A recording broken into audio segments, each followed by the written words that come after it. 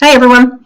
So you just finished up listening to Miss LaFaux read chapter 16 and how Uncle Henrik was explaining to Anne Marie what happened to the Rosens and about the dogs and the German soldiers looking for them on the boat and the handkerchief and all of that, kind of wrapping up what took place with the Rosens.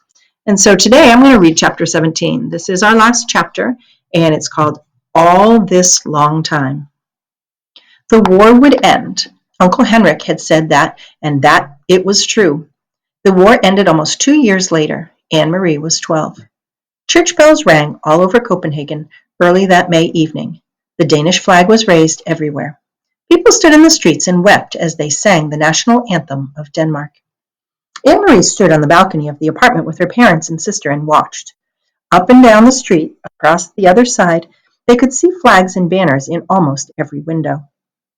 She knew that many of the apartments were empty. For nearly 2 years now, neighbors had tended to the plants and dusted the furniture and polished the candlesticks for the Jews who had fled. Her mom had done the same for the Rosens. It's what friends do, Mama said. Now neighbors had entered each unoccupied waiting apartment, opened a window, and hung a symbol of freedom there.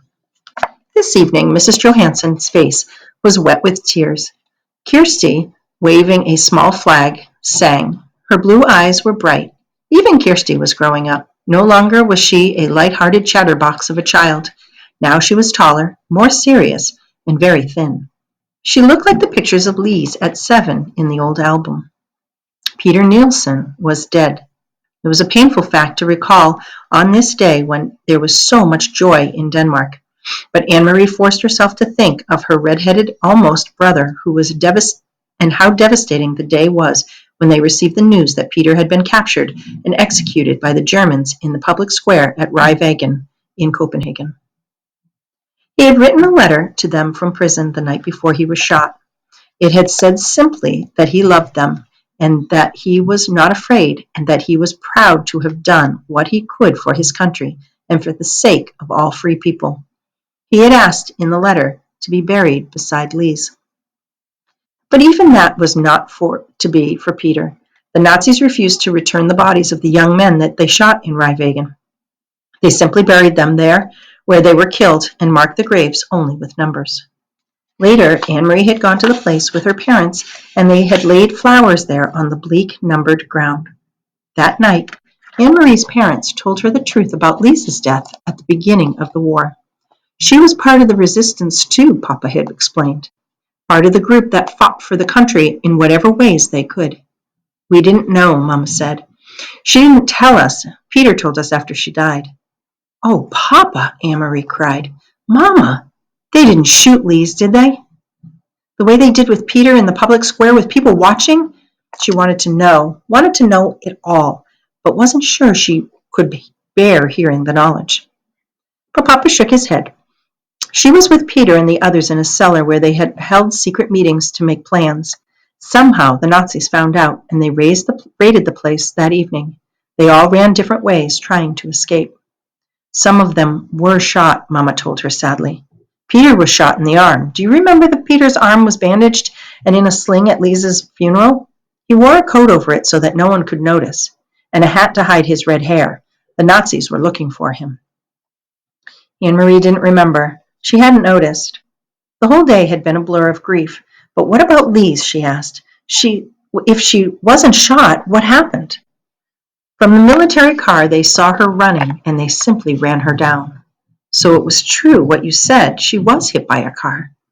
It was true, Papa told her. They were all so young, Mama said, shaking her head. She blinked, closed her eyes for a moment, and took a long, deep breath. So very, very young, with so much hope.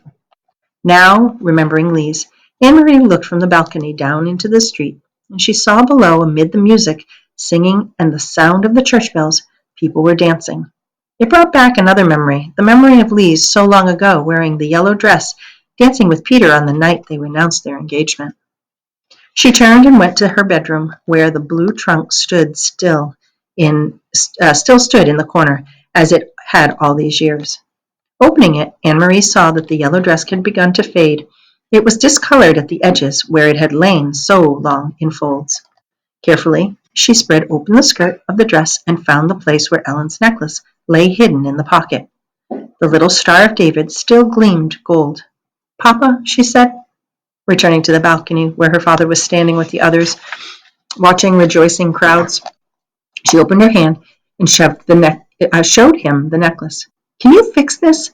I have kept it all this time. It was Ellen's." Her father took it from her and examined the broken clasp. "Yes," he said, "I can fix it. And when the Rosens come home, you can give it back to Ellen. Until then," Anne-Marie told him, "I will wear it myself." That's the end of chapter 7. I want you to stay tuned. I'm going to be reading something called the afterword. So shut this video off and click on to the next one.